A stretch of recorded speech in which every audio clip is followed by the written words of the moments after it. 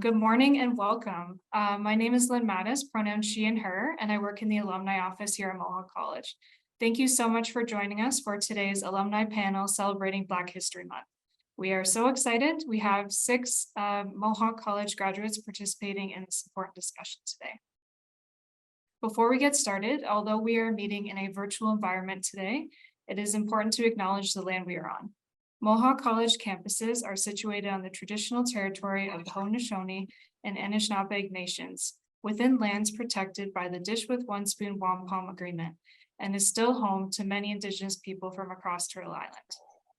I recognize there remains a lot of work to be done in healing this relationship and breaking down the many barriers for Indigenous people that still exist today. As an individual, I am committed to continue to learn and grow in my knowledge and understanding of Indigenous history and cultures in Canada and work toward meaningful change and reconciliation. It is now my pleasure to introduce our moderator for today's Black History Month panel, Kathryn Crooks. Kathryn is a proud Mohawk College graduate of the Business Program and Business Administration. During her studies, Kathryn received the college's Silver Medal and Bill Stoddard Scholarship and was a dedicated peer mentor and peer tutor. Returning to Mohawk in 2018, she is now a math professor and a member of the Business Administration Program Advisory Committee. In 2014, Kathryn founded Charity Chicks Hamilton, a nonprofit organization providing direct care for people experiencing homelessness in the downtown core. Kathryn has also served as the co-chair of the Hamilton Black History Committee, presiding over the organization of the 2017 and 2018 Rev. John C. Holland Awards, Hamilton's premier Black History event. Kathryn was named a Mohawk College Alumni of Distinction, as well as a Women Who Rocks in 2019. In 2020, she received the Excellence in an Adult Teaching Award from the Adult Basic Education Association for her work with students in the Academic Upgrading Department. Welcome, Kathryn. We are thrilled to have you moderating the panel once again, and I will pass the microphone over to you. Thank you, Lynn. It is my distinct privilege and honor to be here for the 2023 Black History Month panel edition. Welcome, everyone. Thank you for taking time out of your day to join us today. We are looking forward to an authentic discussion between all of us graduates as we share our journeys and experiences with you. So before we get started, I wanted to encourage you to add any questions that you may have for our panelists into the chat box throughout the discussion, because we are saving some time at the end of the discussion for a Q&A period. So without further ado, I'd like to introduce today's panel members. So Moe Sulaiman, he's known as SLMN and pronounced Solomon, is a Juno Award-winning Hamilton-raised artist and producer signed to Sony Music Publishing, who is making waves within the industry. Since 2018, he has secured a number of song placements that have debuted at the top of the Billboard's 200 chart, as well as Billboard's Rap Albums chart and R&B and Hip Hop Albums chart. He is a 2014 graduate of Mohawk College's Architectural Technology program. Treena MacSween is a graduate of the Law and Security Administration program. In 2021, Treena made history as the first person of color and only the fourth woman to achieve the rank of superintendent at the Hamilton Police Service. Today, Treena is among the highest ranked Black female officers in Canada and has made it her mission to advance gender diversity in the profession. In 2022, she received the Mohawk College Alumni of Distinction Award in the Community Services category. Welcome, Treena. Aminu Bello is a graduate of the Urban and Regional Planning Geographical Information Systems program and a registered professional planner. Aminu has over 10 years of land use planning experience in the public and private sectors in Edmonton, Alberta, and more recently here in Southern Ontario.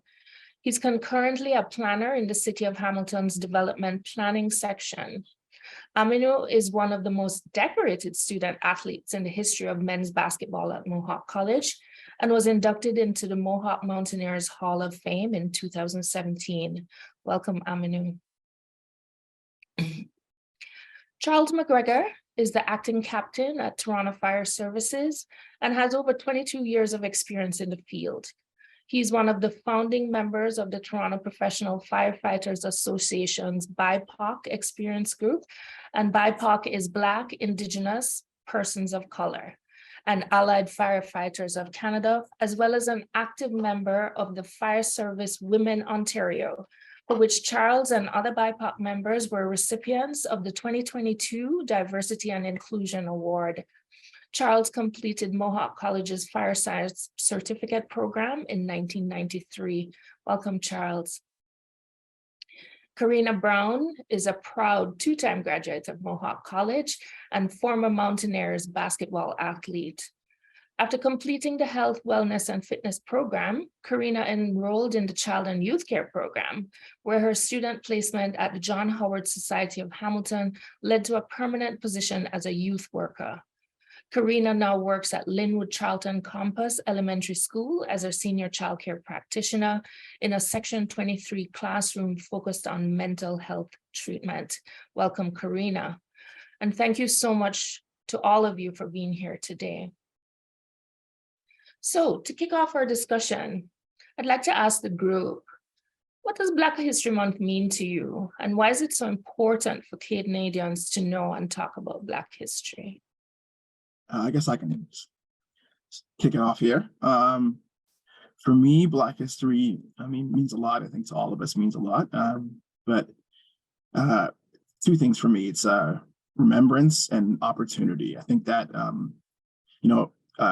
for me personally, like growing up and learning about Black history, was not important in the classrooms that I was a part of. It was kind of the consistent, thing that I think a lot of us have experienced and kind of led to a lack of cultural understanding and an uneducated perspective of the vast timeline of the African Canadian struggle. So I think remembrance is a very key thing and opportunity as well. Black History Month, serves as an annual opportunity to slowly combat the lack of understanding that we've seen of the African Canadian struggle, and for those who aren't well informed, and an opportunity for Black Canadians to learn more about our own history. Because even myself, I growing up thinking I understood, the history. Really, there's so much more of the history that a lot of us don't know and hadn't, unfortunately, weren't given an opportunity to learn about in the classrooms, and even with our parents that didn't know as much as they would like to know. So I think those are two, very key things for me, that why it's so important, because it's allowing this growth within our community and with the people that don't share our skin color. So I think those are two great things. Yes, for sure. Thanks, Mo. Anyone else? Yeah, just to add to Mo's point, I think in the Canadian context is important because a Black history essentially stems from the U.S. experience. So a lot of that is, the slavery past, and in the Canadian context, it was viewed as we were the path to freedom. We were, celebrated liberties and things of that nature. But I think the narrative needs to shift a little bit, because that almost paints a picture that Black people did not struggle in Canada, where that's not entirely true. The real picture is that there were, tough struggles for people that were before us, and that needs to be recognized, and that's important here. So I think that the narrative is shifting. If you talk to any of us at the time we were at Mohawk College, a platform like this didn't exist, right? So we are taking necessary steps moving forward, and I appreciate that, and I'm glad to be a part of that history. We're making history now as we speak with these incremental platforms that we have here. Absolutely. Goosebumps as you were talking, because it really is true that in a sense we are making history just sitting here and occupying these spaces, right? Thank you for that. Who else wants to jump in there too, Kathryn? And just to kind of put a bow on everything that was already been said, is I think it's amazing that we look to the past, we respect the past, and we have a broader understanding of the struggles of Black Canadians, but we don't lose sight of that the struggle is still happening for a lot of the people within our community, and we can't lose sight of that. So for me in my position is understanding that and making sure that we respect the past, but we need to keep sight on the future and keep looking to what we can do better. So that's why Black History Month is so amazing. And I wish it wasn't just a month. I think it's something that we need to celebrate all year long. But seeing all these faces on the screen and people that have tuned in today, it's true. Like this would not have happened 25 years ago when I went to Mohawk. So it's very, very encouraging. And thank you very much for putting this on Mohawk and having us all here today to have this discussion. Thanks, Treena. Sorry, can I jump in real quick? I'm just Of course. off of what Treena said. So absolutely, like as Aminu said and Mo said, we can't, the past has already happened and we've learned so much about it and we are trying to move forward from it. And what, as Treena said, is we can't take our eyes off the future. And so this is why I'm so privileged to be able to speak with you guys today. And like the position that I work in now in a school setting is I work with the younger generation, right? So the importance of them understanding the significance and the impact and the trials and tribulations that people of color have had to go through both in America, well, all over the world really, but especially Canadian history, the fact that I get to educate the younger generation of what we can do and the potential that we can become and how we can be as a society in the future. That's why it's so important to me, because we can't change the past, unfortunately. We've learned a lot from it, but being in the position that I'm in, I can help mold for the future generation. So Absolutely. keep having me here today as well. Yeah, absolutely, Careena.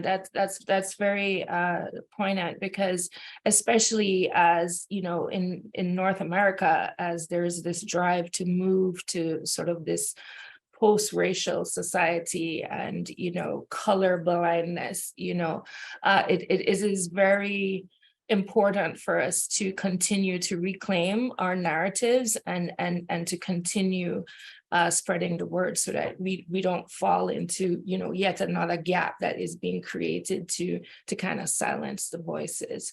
So thank you for that, and thank you for the work that you're doing with the youth, because they need to know. Let's move on. How does your identity affect the work you do, and what's one obstacle you've had to overcome? Charles, maybe I'll lead off with you. Okay, that's fine. So I'll put it this way. There's been barriers, and the barriers are real. And it's 22 years, 23 years, if you include my 1 year as a Burlington volunteer in the fire service. And what I always thought was going to be something that was, I consider it a vocation, what I do. I don't consider it a job. It's something that I was meant to do. And but what you have is, you don't see it all the time, but there are barriers that are in place. So what I know that I've needed to do on a personal level is, I've always said, turn those barriers over, those rocks over, and turn them into stepping stones. So yes, so that's what we've done, and what we will continue to do. But let's not make light of the fact that there are systems in place that are meant to keep the marginalized.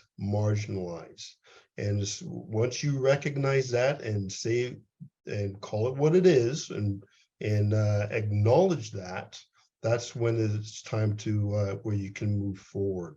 Because if you're not, then basically all it is, and we've probably heard this term before about performative allyship. That's all it is, and it's not intentional, so it doesn't mean anything. So yes, and I'm going to just jump back on what Black History Month means to me. It means a lot, but it also, I have to look back at. So like I look at Careena, a young lady there that's did something that I used to do. I was a child and youth worker where I did mentor kids. So this was over 20 years ago, but I'm still doing the same story now. I don't want to be doing that story in 5 years from now, if you understand what I'm saying. So it's time that you need to, which I have done, is actually kind of call out and hold accountable those that are in those power positions of authority, so that they do not negate the struggles or negate the true issues that we have in place that are systemic, that they do not. So, so I hope you didn't think I'm just here to tell you how great and fantastic the fire service is, because I'm going to let you know how it is and what it really is like out there, and the things that we still need to accomplish. And this I'll is why, leave it out there. and this is why it needs to be an authentic discussion, Charles, because we can no longer, forgive the term, but it's true, we can no longer kind of gloss over or whitewash the situation, right? Word chosen on purpose. Treena, do you want to chime in? So how it's affected me, it's kind of changed throughout my career. So I've been a police officer for 25 years now, and I've shared this story publicly, and I actually only shared it publicly probably 2 years ago, because it was something that deeply affected me for a very long time at the start of my career. And I started with Peel Police, and 2 hours into my very first day as a recruit, I had a fellow male recruit make a comment to me at the water fountain that the only reason that I was ever hired is because I was Black and a female. So this is literally 2 hours into my career. I feel that I've earned my place in the room. I've worked very hard to get there, literally worked, 4 jobs, paid for my own education, did everything that I needed to do to earn my seat. So for me, that was something that was noise in my head for 15 years. And I always questioned if someone else was looking at me thinking, oh, she only got it because she checks 2 boxes. So that's a struggle that I had to overcome from someone who, quite frankly, didn't even make it through police college. So I allowed someone that was a complete stranger affect my way of thinking and, quite frankly, slow me down. So with that now, it's changed in the fact that being a Black officer, it's hard. Like, the legitimacy of policing is being questioned, and I get why, 100%. So trying to advocate for other Black members of not just the Hamilton community, but the community at large to become a police officer is difficult now because of everything that's happening in our country, and specifically, obviously, of late in the States with the murder of Tyree Nichols and the murder of George Floyd. So making sure that I am a representative of the Hamilton Police Service, and that policing is a respectable profession, that we need members that look like our broader community to come and be a part of our team, is a challenge for me right now.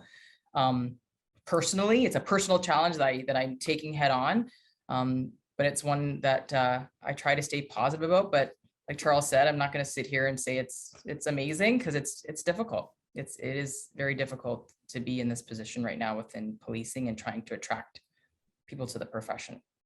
Yeah, and especially since too, as you said, with everything going on, it's a wide mistrust for policing, but even within the Black community, there's a further, compounded mistrust with regards to policing. And unfortunately, the Tyree Nichols situation set us back maybe about 50 years. But anywho, for me, I actually didn't intend to get into education. That was never the path that I thought that I was going to end up into, but destiny had other plans for me. And so especially at Mohawk College, and I also teach part-time at Brock University, it's so important, because a turning point for me was in 2020, right before the world crashed. I had 3 female Black students in one of my math classes, and one day they stayed behind and they were chatting to me and wanted to get to know me a little bit more. And by their own admission, they were taking this first semester course for the 3rd time.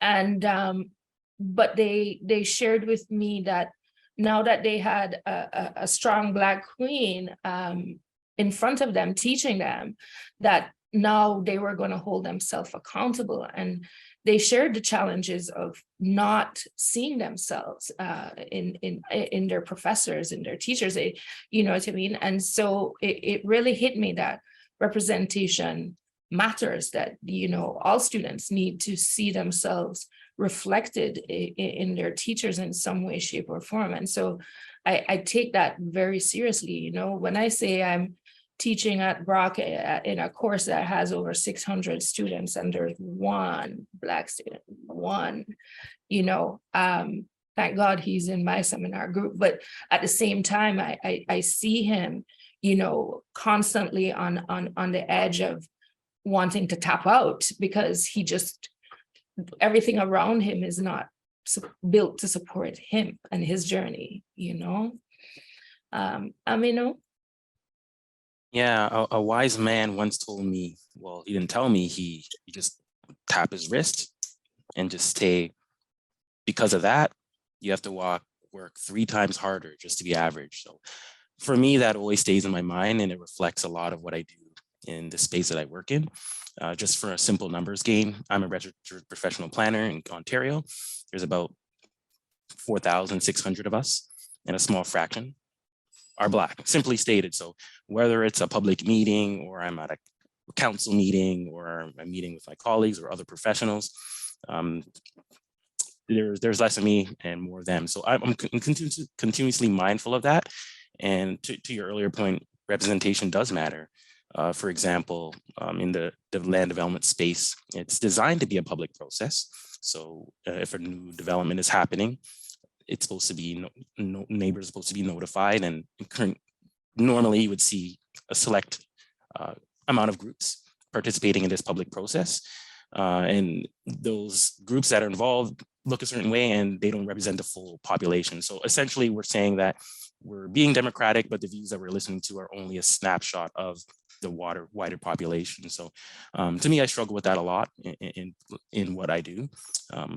I would like to see it collectively be more broad, not just Black, but populations being diverse in general. But we will certainly get there. So to my earlier point, working 3 times harder just to be average, that's the sentiment that I'm sure all you can relate to. And we kind of ingrain that in a lot of what we do. And it allows us to be shining stars in our respective professions. I love that. The excellence is pretty much forced on us. One of my favorite TV shows was Scandal. And I remember, her father just gave twice as hard to be half as good, twice as hard to be half as good, and so this is where I think I thank the struggle, because excellence just becomes automatic for us. We don't have a choice, Before I move on, who else would like to wrap up that question?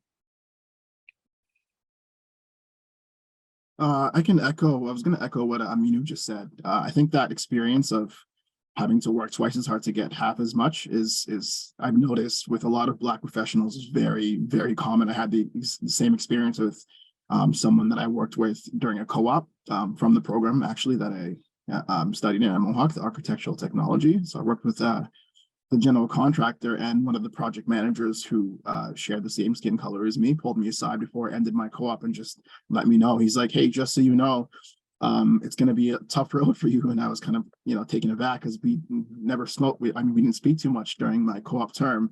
And that's the one thing he wanted to, relate to me before I ended my co-op. And he was recommending to me to continue my studies, because even though I had the experience at the time for the college diploma to work with that company, he said that you got to have a better, you have better designations, accreditations, and just to get the same job as your colleagues that don't look like you. So yeah, to Aminu's point, that was a very big thing that I had to learn. And even now, like switching out of the industry, I work in the music industry. It's not limited to just like the kind of conventional like types of jobs. That music is very a lot of entrepreneurial, like you need an entrepreneurial spirit to really to be successful. And one of the things I've consistently struggled with in this industry is I get kind of painted as, oh, you only can create music, right? Like, but I own a corporation, right? Like, and I apply for grants, and I've been awarded hundreds of thousands of dollars in grants for the work that I do. And I manage artists, and I've successfully done so much more on the business end. So when I go to conferences and I go to have certain meetings with music executives, they kind of always treat me like I'm just a musician. They don't know my background, right? Like I even work in finance now on the side. I'm currently at the job right now. Like, but they just assume I'm limited to one skill set, which is very, very unfair. But it's consistently what I've experienced, Yeah. unfortunately.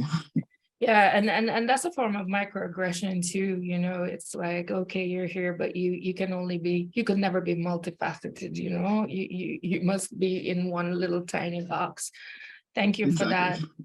So the last two questions, I'm gonna, I wanna hear from each of you, Aminu, Moe, Careena, Treena, Charles, okie dokie.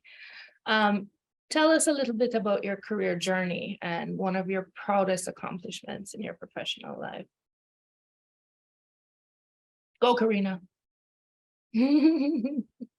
Okay, so tell us about our career journey. So yeah, so I decided to take health, wellness, and fitness. I graduated from that program, and I realized like that wasn't for me, but I was very fortunate that I was able to finish that program. Then I decided to go back to school to take child youth care studies.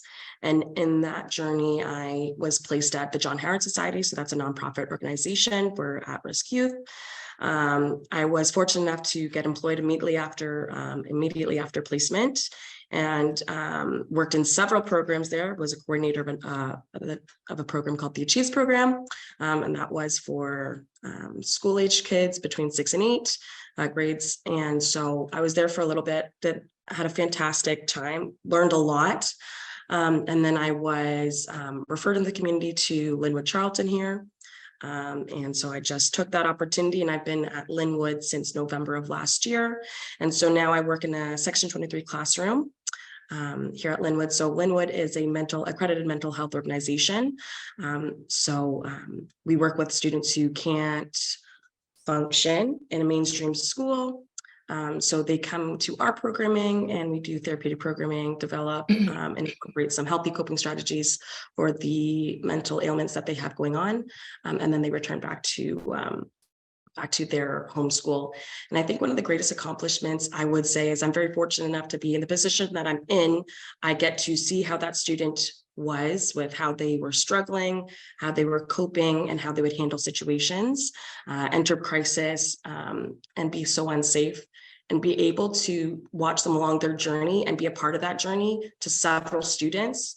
I will forever be grateful, and every day is an accomplishment because they're that much closer to a healthier and more positive, better version of themselves. So that is my greatest accomplishment, being a part of that journey of those students. Thank you for that. Charles. Okay, so obviously I went to Mohawk College, got my pre-service fire service certificate diploma in order to get onto the fire service, which was fire service was just brought to my attention by a young man that was I was in the Army Reserves with down in Hamilton there at James Street Armories. He got on Hamilton Fire Department. He knew me. He said, "This is what you got to do." And so I put those steps in place. But during that time was Bob Ray days where nobody was hiring. But when it rains, it pours. And then got on. We had moved to Burlington, where I've been a resident of since for I guess 25 years now. But anyways, got on as a Burlington volunteer. Because at that time, as I said, I was working as a child and youth worker for a company called Hats Off. I'm sure this company, you've probably heard of that organization. And same thing, worked in a Section 23 school also. And began my journey, went directly as a child and youth worker into the fire service. And enjoyed it immensely. It was the dream. But after about, I'm going to say about between year 5 and year 10, I realized that there was a lot more that I can offer than just being a firefighter on the back of a truck, putting out fires and going to medical calls. That offered the service as a whole. And I decided to go back to school, which I went to Humber College, and I got my Fire Services Executive Management, which is basically your fire officer 3 and 4, which is your deputy chief, fire chief level. And while I was at Humber, one of my instructors had said, you know, if you're really serious about being a fire chief or a deputy fire chief, you need to go get your public administration and governance degree. which I went to, well, still am a part-time student at Ryerson, now Toronto Metropolitan. So I'm in my last year before getting my degree, because that is the end goal. And as we see here, we want to be a representation of for those that will come after us. And in the fire service, believe it or not, but in Canada, there has never, ever been a Black deputy fire chief or fire chief. And so my goal is to end that streak, which I will. And greatest accomplishment, I would have to say, so this happened back in 2016. I came across, it was at a fire call. I came across a downed firefighter, which I was able to extricate from a second-story window onto a tip of an aerial ladder, which saved his life. He was lost, became disoriented, and basically had succumbed to the conditions that he was found himself in. And that firefighter was off the job for about 1.5 years, recovering from his injuries, and he is now back on the job. And it happened October the 11th. So since that October the 11th, every Thanksgiving, I get a kind note from him and his family, just thanking me for what I did that day. And I think as a firefighter, yes, you're there for the public. So any emergency service, you were there for the public that you serve. But when it comes to when it's one of your own, it's a different animal. And so I would say that would be again, aside from my two girls, and you know, I think that is my greatest accomplishment career-wise. So I'll just leave it there. Thank you, Charles, so much. And I want to celebrate with you, please. I'm going to look out for that appointment. Treena. So my career journey, I was very steadfast in becoming a police officer. When I went to Mohawk College, I knew that before I walked in the doors, and I was very lucky to be hired like within a few months of graduating. So I was hired right when I was 21. So I only have 5 more years and I can retire with full pension. So that's pretty awesome. But for me, the proudest moment is getting to the rank that I am now for a bunch of different reasons. And the number one reason is, if I had talked to Treena back when she was 21 and asked her what she thought she could accomplish based on her gender and her race and her status in life, I would have said, if I'm a sergeant, that would be amazing. So the fact that I have risen to this level it's not lost on me how it impacts other people. And just like you said, Kathryn, it's the same thing with policing. If sometimes you got to see it, if you see it, you can be it. And there needs to be more representation, not just from women, obviously, within policing, but also people of color. So that's not lost on me. And when I was promoted in 2021 and it was celebrated within like the policing sector and also like, you know, in Hamilton and in the province, I did not know that I was only one of 4 Black females in all of Canada at this rank, which it was 2021 and there's still only 4 of us. And it's absolutely shocking to me. Just like when Charles is saying there's never been a Black fire, like I'm just like, what? Like, it's mind blowing. So it's so important to me that I'm part of mentoring programs within policing to advance gender equity and also racial equity within policing, to make sure that my leadership team, me being at the table, is important, because that's where the big decisions are made that affect our police service and our community. And you have to have that representation. Representation matters, so you can have a diverse perspective on the big hot topics that are affecting our community. So for me, that's my proudest accomplishment. And I hope, I know that I'm the first, but I will not be the last. So I'm very excited for the future. I appreciate that. And I know you're going to be a very strong mentor moving forward before you tap out. You know, I hear a lot of people say, you know, oh my God, I can't believe that in 20, whatever, pick the year, 2020, you know, and it was just last year that Air Canada had their first all Black crew. and it was a monumental thing. But, it's as we, as Charles mentioned, the systems of oppression that exist. And, when I started my graduate journey at Brock, to find out that all of us are complicit in keeping this machine going, I was stunned. So, one of my favorite educators is Paulo Freire, and he was a Brazilian educator, and he wrote a book called Pedagogy of the Oppressed. And one of his famous quotes from that book was, the oppressor, because they dehumanize others, are themselves dehumanized. And so it is up to us, the oppressed, to sort of free ourselves. And what it is that we need to arm ourselves with the vocabulary, the lingo, so that we can begin to challenge these systems of oppression. We also have to go through a period of decolonization, of our minds, because whether we realize it or not, we have been programmed to be complicit with this system. And so I'm very hopeful, because every time I think about that it's like, okay, so the power is within us. We don't have to look to, a savior. We can do this, and to have that sense of power meant the world to me. Thank you so much. More than Aminu.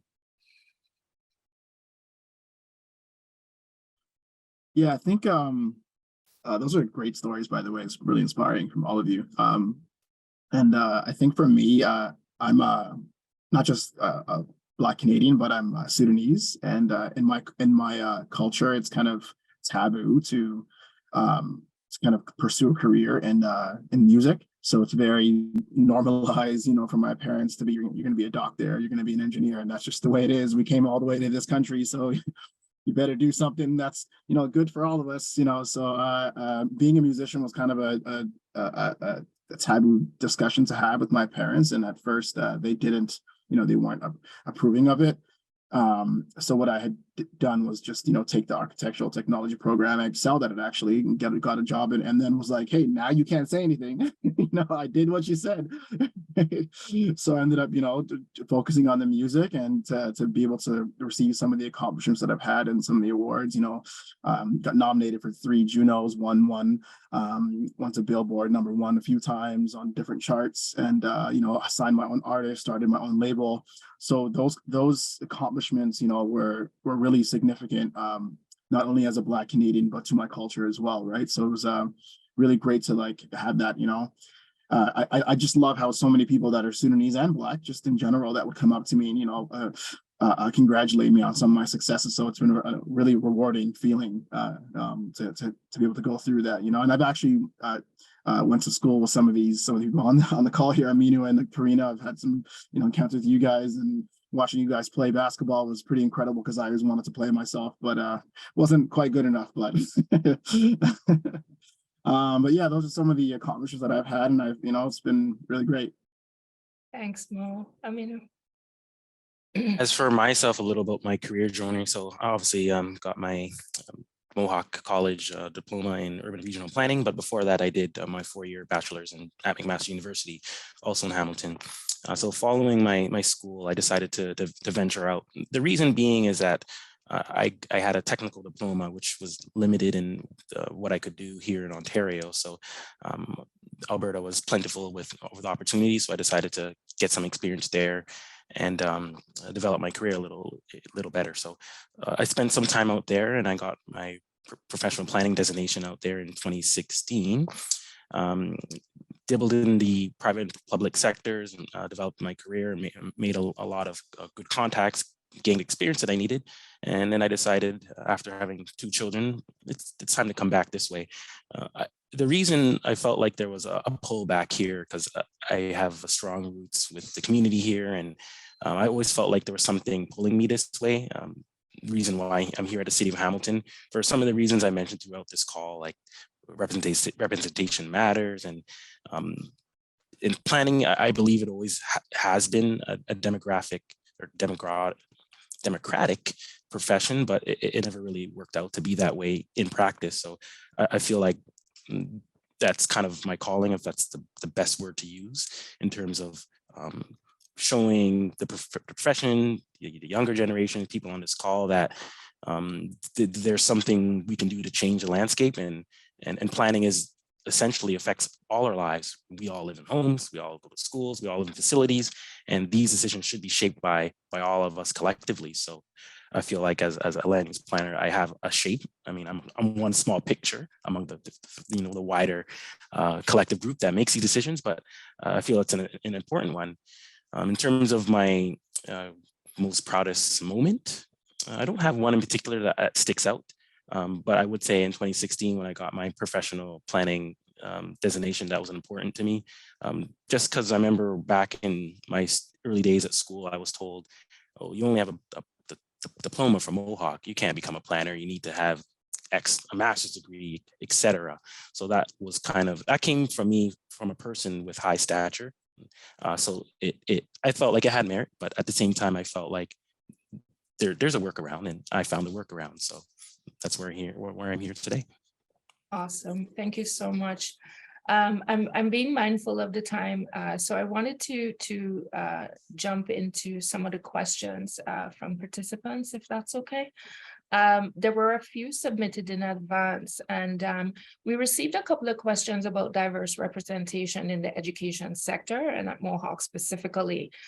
The college, as part of their Equity, Diversity, and Inclusion Action Plan, has committed to putting processes and systems in place that remove barriers in all human resource policies and practices to ensure that Mohawk employees are representative of the diversity within the Hamilton community.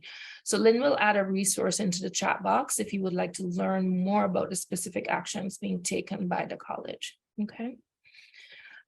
So how have you dealt with discrimination? Have you ever felt like things may not get better? And how do you keep going if you feel that sense of hopelessness? Yeah, I can jump on this one first. So as you guys know, as I've already said, that I work with kiddos, and unfortunately, a lot of the families and some of the children, like, it's learned behavior, right? And a lot of families that I've worked with don't like that I'm Black. So when their kiddo is upset, it will drop the N-word, look you in the eye and say it, hard R. So of course, when you feel that and you hear that, your immediate reaction is to react to it, right? But in the profession, you got to do what you got to do. That word has no effect on me. And then as a matter of fact, like, I take that as an opportunity of like, wow, like, it really sucks that you choose to use such a word to try to hurt me. Never works, but I will never forget, like, never stop. But you go home, you decompress how you want, how you do decompress. And I hope that everybody has their own self-care routine. And because I think that that's important. You always, like, you feel that emotion, and you feel like, I feel a little bit defeated that it's still happening in the world we live in today, no matter what our ancestors have gone through, because we've heard the stories as children growing up, and that we still experience this. But what keeps me, like, continue to go to work, regardless of like how that child feels about me, just because of the color of my skin, is knowing that, like, if I can't get to you, I will get to one. And if I get to one, I've done my job. So, like, just never giving up hope, and like continuing to educate regardless of how they feel about me, just because if that person, that kid won't hear, then like maybe a kid beside him will overhear and like, so Careena, why is that word so bad? So it's just an opportunity to educate, and just like not letting up, not forgetting, not giving up hope, and not letting it stop you. Because if you let it stop you, then we've really, like, we've given up, right? And that's the goal, right? The goal is to stop you. The goal is to shut you down, right? Thank you. Thank you so much for that, Careena. Mo. Yeah, I think I've been, called the N-word actually several times, unfortunately, even in Hamilton, which was surprising to me the first time that it happened to me. But I think the way that I've worked around it is, instead of looking at myself, sorry about that, turn off. Instead of like letting their words make me feel like there's something wrong with me, because that's their goal, right? Is to basically make me feel bad about myself, right? So anytime I hear that, it's the same thing with anybody who makes fun of me for any reason, or those words don't really mean anything because it's really a representation of their own insecurities themselves, right? So I try to look at it like if someone's using that term or they want to, make me feel a certain way, like it really has nothing to do with me. It has everything to do with their perspective of the world, right? So instead of looking at it from a place of anger, I kind of look at it from a place of compassion, right? Like if you are saying that word, there must be something going on with you. So I'm not going to let that affect me. And in fact, I'm doing everything I can to be the best person I possibly can. So how can you bring me down, right? Like what can you actually say that's going to have any real significance to what I'm doing in my life right now, right? You have no power with your words. So just not reacting in that state is just the best, is the best method, like it's easy to want to, let your emotions fight back. And it's understandable, right? It's that feeling is strong, but reacting is really just giving them the power that they wanted, right? So I just prefer not to do that. Yeah, I really appreciate that, Mo. As I was meditating yesterday upon today, this time, I felt pressed to share something. Race is a social construct. It is a system of classification that has no root in biological or scientific truth. It basically came about as a way to justify the transatlantic slave trade and the treatment of indigenous peoples, okay? It supports dividing and empowering and creating hierarchy of social groups over others, right? There are, based on some religious assumptions, some races are so-called divine and pure, others need saving, they tried the natural order, survival of the fittest narrative, as opposed to genocide in the indigenous people, right? There is no physiological or genetic basis to support race. And I want everybody on this call to understand that today.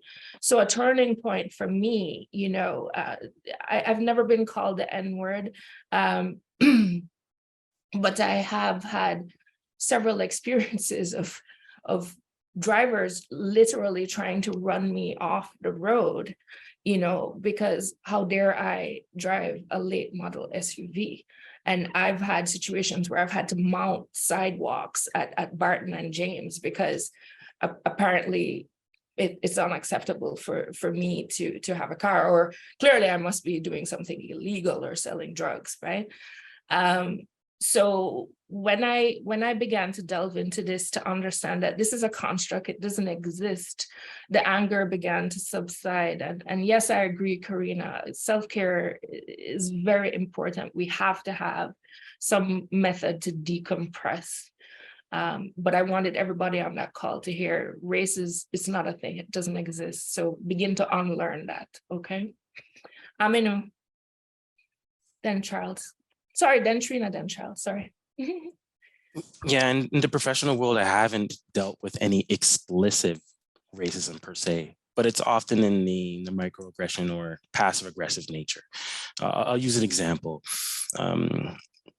I met a client over a number of phone calls, had to deliver a service, not to get too much in the weeds, and this was over a couple of months. And I finally met this individual in person, and they were surprised that I was Black. Not the fact that from a intellect point of view, maybe it was that, maybe it was contrived, but nonetheless, it was more about the way I speak, right? It's basically saying, for lack of a better term, Black people can't sound educated. So it kind of caught me off guard. It wasn't racial per se, but the fact that the person needs to uncover that when that wasn't necessarily the point of our interaction, it kind of resonated with me. It's something that I hear very often, but I'm like, is there a way? I mean, is there a way to sound Black? Is there a way that we're supposed to speak? Does white equal intellect? Does Black equal not intellect? So that's kind of the conversation that I grapple with in my mind, and I kind of got that encounter a number of times, but that one kind of struck me a little more personally, because the person felt the need to say it outright when that wasn't necessarily important or even the matter of our interaction. Yeah, and that is the hegemonic narrative, unfortunately. If you sound educated, that means you sound white. Go figure. Treena? Here, there we go. Yeah, I too, obviously in my profession, not everyone likes the police. So many times on calls or traffic stops, the N-word comes out.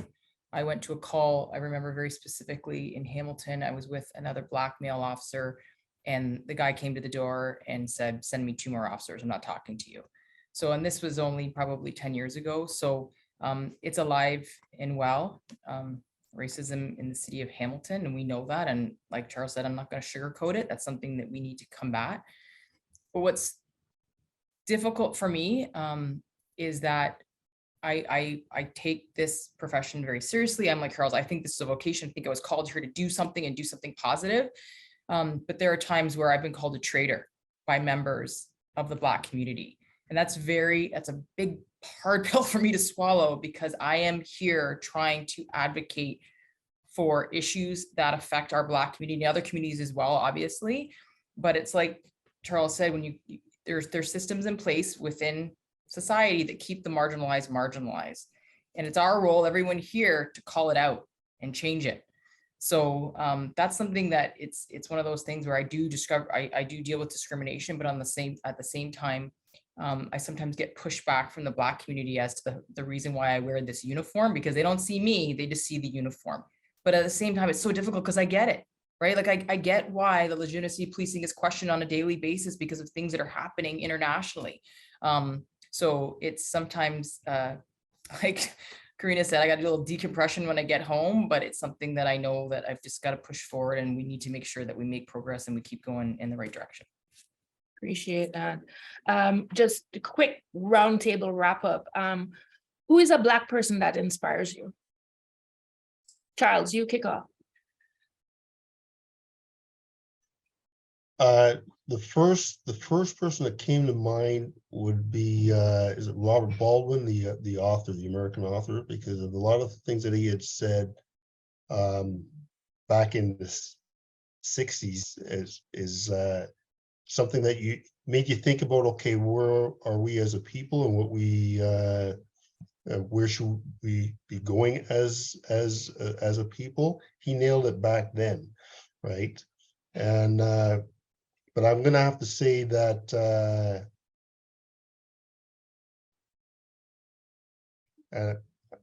I'm saying this, being real about this, that the person that inspired me is my mother, because one of the things that she had done was she always instilled the fact that I can just be whatever I want to be and do whatever I want to do as long as I applied myself. And coming from a true Jamaican background, when she said apply yourself, that means that yes, that you have to make sure that you do the things that you need to do in order to accomplish those things. That nothing comes easy, nothing will be handed to you. And again, I grew up in Hamilton. We immigrated from England back. We're part of that, the Jamaicans that came over from England all those years back. Grew up in Hamilton from the time I was 10 until I got married and bought a house in Burlington. But that is the thing that I would have to say. Thank you, Charles. Careena? Yeah, I started smiling when Charles said my mom, because that's going to be my answer too. She was absolutely a great inspiration for me, my twin, and my older sister. Growing up, we went to a predominantly white high school. My mom always encouraged us to be who we are, regardless of what other people say. As long as we're true to ourselves, that's all we can do. And was at every basketball game, every sporting event, was on the sidelines, coached us, was in our corner all the way. And such a positive soul, seen so much positive, and even the hate that we've experienced, just as a family, that we've seen, she always seen the positive in all the negative. So she's my number one, hands down. Thank you, Careena. Aminu? Coming from a sports background and having played basketball, is definitely Kobe Bryant, not just for what he represents as an athlete on the basketball court, but just his approach and his mindset. I'm sure you've probably heard of what he coins as the Mamba mentality. So essentially, it's his being the best version of yourself. And before this kind of adage was kind of coined, I kind of always felt like that was exuberated in a lot of what he did, but it wasn't necessarily phrased in a certain way. But a lot of those I take to my approach in my professional world. It's just there's a goal that you're going towards, and other people might perceive that you need to get to a certain level. But as long as you are okay with what that goal that you're setting and how you get there, then that's the best version of yourself, right? Like there's always a ceiling, there's always a further wall to push or a further, mountain to climb. But as long as you're content with what goals you set and how you get there, then that's what it's all about. Thank you so much. Kobe is missed. Treena, bring it home. I have a two-part answer too. Like I would definitely say my dad, and it's funny when Charles says my dad did the same thing. He came from Jamaica, he went to England, then he came to Canada. And I remember the work ethic that both my parents instilled in me. And I remember very specifically, he said, and it goes back to what we were saying before, is you always got to dress the part. You show up with your boots shine and your uniforms pressed, because he worked for Air Canada for 31 years. And he started by cleaning, like literally cleaning buses with the TTC, and then got hired with Air Canada. And he always said, they will judge you. So you need to make sure you look the part. So that stayed with me. But then when I look to Martin Luther King is someone that influences me. I had an opportunity to go to Atlanta a couple of years ago and go to his historical museum, and it was amazing. But it's the messaging in the civil rights movement that obviously played a huge role in where we are in Canada today. But the one quote that sticks with me, and specifically where I work, and I've got it here and I have it on my desk. It's a cruel jest to say to a bootless man that he ought to lift himself up by his bootstraps. And that is for me so important, because we have to give tools to the people, that the tools that they need in order to be successful in life. And it could be education, it could be food, it could be shelters, all of those things within policing I see sadly on a daily basis. So not losing sight of that is why I signed up to be a police officer. Is very important. So Martin Luther King and the work he did and his family did is very important, and instills a lot of hope and importance for me as a police officer. Thank you so much, Treena, and a fitting end. Guys, fellow alum, I really appreciate the time that I've spent with you today. It's been my honor. Thank you for sharing your stories, your journeys. Please stay in touch. And I just want to thank you again. Thank you so much. I want to turn it over to Lynn to bring us home. Thanks, Lynn. Wonderful. Thank you, Kathryn. And what a great note to leave things on today. Thank you so much, Kathryn, for leading such a thoughtful discussion today. Greatly appreciate you being our moderator, second year in a row. And thank you to the entire panel, Aminu, Careena, Treena, and Charles, and Moe, who had to hop off a little bit early. Thank you very much for sharing your stories, for your honesty, and for being vulnerable today. I think it was a fantastic discussion, and we really appreciate your time. And a lot of you, I think all of you, may be working from your desks right now. So thank you for doing that. And thank you everyone for joining us today. And thank you to everyone. And I hope you have a great rest of your day.